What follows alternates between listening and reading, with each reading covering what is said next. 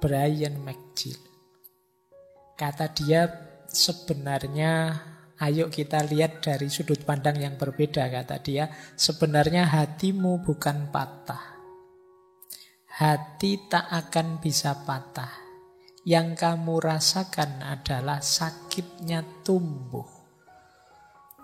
Hatimu tumbuh dalam kebijaksanaan, kelembutan, dan kekuatan, sehingga suatu hari nanti kamu bisa mencintai lebih hebat.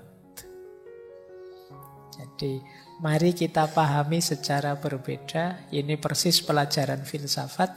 Jadikan apapun jadi pelajaran, termasuk patah hati. Pelajaran itu berarti kita pahami dalam rangka kita tumbuh jadi lebih baik. Kita harus tambah baik dari pengalaman, termasuk pengalaman patah hati. Maka peristiwa hati yang patah itu jangan dipahami hati yang patah, tapi kita pahami sebagai pelajaran untuk kita tumbuh. Sekarang aku tahu cara hidup bersama yang tidak mengecewakan pasangan. Sekarang aku tahu maknanya kesetiaan. Sekarang aku tahu caranya membahagiakan, menggembirakan. Itu dari hubungan dan juga dari patah hati tadi kita bisa belajar.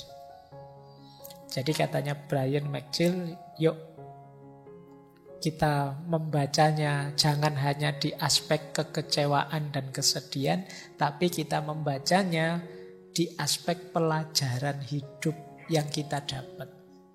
Tambah banyak pengalaman, tambah matang kita menyikapi hidup ini. Nah, ini yang sulit diperoleh kalau hanya dari buku. Perlu kita dapat dari pengalaman. Jadi ini pelajaran menurut saya jadi strategi untuk kita biar tidak terjebak di situ-situ terus. Tapi kita mengambil sudut pandang yang berbeda bahwa penderitaan yang kita rasakan itu hakikatnya adalah pelajaran. Nah, ada lagi pelajaran dari Hemingway. Kata dia, the most painful thing is losing yourself in the process of loving someone too much and forgetting that you are special too. Kalian boleh tetap nyambung, boleh pisah, tapi tolong jangan kehilangan dirimu. Banyak orang yang saking melekatnya pada seseorang dengan alasan saking cintanya sampai dia melenyapkan dirinya, kehilangan dirinya.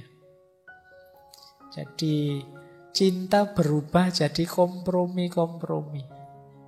Asal engkau tidak pergi, aku rela berubah jadi apapun yang engkau inginkan. Ini namanya kompromi, bukan cinta. Atau kalau pasanganmu hanya mau mencintaimu dengan syarat dan ketentuan seperti iklan. Ya, itu kan kalau iklan itu kan begitu. Aku mencintaimu terus ada tanda bintangnya di bawahnya syarat dan ketentuan berlaku loh. Itu bukan cinta, itu dagang. Jadi di antara kuncinya cinta itu bisa tegak, ya engkau jadi dirimu, dia jadi dirinya. Kemarin dulu kita bahas yang ini ya, ketika kita membahas Khalil Gibran. Jangan lupa masing-masing kalian itu istimewa. Justru istimewanya terletak dalam perbedaan. Jadi kunci mencintai itu kan salah satunya ada respect, saling menghargai. Jadi kalau ada cinta yang membuatmu kehilangan dirimu dalam proses mencintai itu, sebenarnya itulah the most painful thing, kata Hemingway. Itu yang paling menyakitkan. Cinta itu sebenarnya mendukungmu untuk semakin eksis jadi manusia, seperti minggu depan kita bahas. Tapi justru cinta bisa melenyapkanmu. Nah, ini yang paling menyakitkan. kamu tidak ada lagi. Kamu memasrahkan dirimu sepenuhnya pada yang engkau cintai, sesuai keinginannya, sesuai perintahnya, sesuai kehendaknya, ya selesai, kamu kehilangan dirimu. Dan sebenarnya itulah yang paling perlu disesali. Ini kata Hemingway.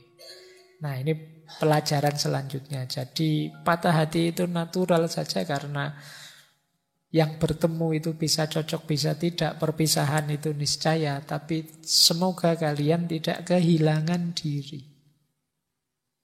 tidak berkompromi. Nah, ini juga ada kalimat, air mata yang mengalir untuk orang lain itu bukan tanda kelemahan, tetapi tanda hati yang jernih. Nah, ini oke ya.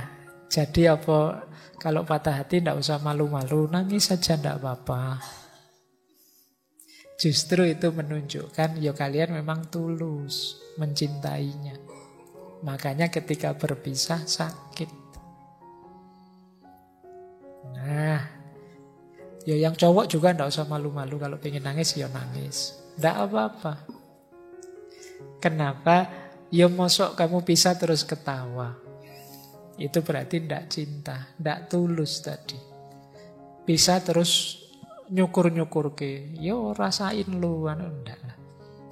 Kalau memang tulus kemarin mencintai, berpisah itu memang sakit. Tidak apa-apa menangis, karena tangisan itu bukan pertanda bahwa kamu lemah, tapi pertanda bahwa kamu tulus. Jadi wong manusia itu makhluk makna. Apa-apa ya kamu maknai yang positif lah. Tangisan dimaknai sebagai ketulusan.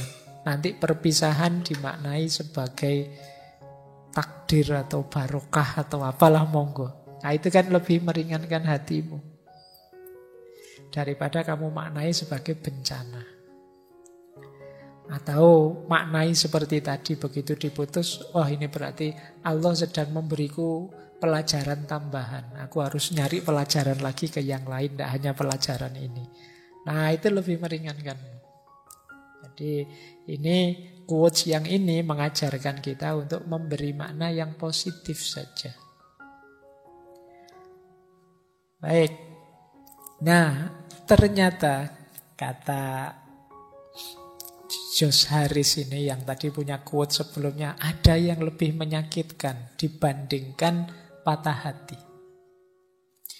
Waiting hurts, forgetting hurts, but not knowing which decision to take can sometimes be the most painful. Menunggu itu menyakitkan, melupakan juga menyakitkan. Tetapi tidak tahu mana yang harus aku lakukan, aku putuskan, itu biasanya kadang-kadang jauh lebih menyakitkan. Berarti apa? Situasi tidak jelas itu lebih menyakitkan. Kamu itu masih cinta padaku apa pingin pisah? Nah, kalau masih cinta kok begitu, kalau pingin pisah kok begitu, tidak jelas. Aku harus melupakanmu atau menunggumu, itu tidak jelas juga, itu jauh lebih menyakitkan. Nah, yang pengalaman mesti ngerti lah. Seperti apa digantung tidak jelas.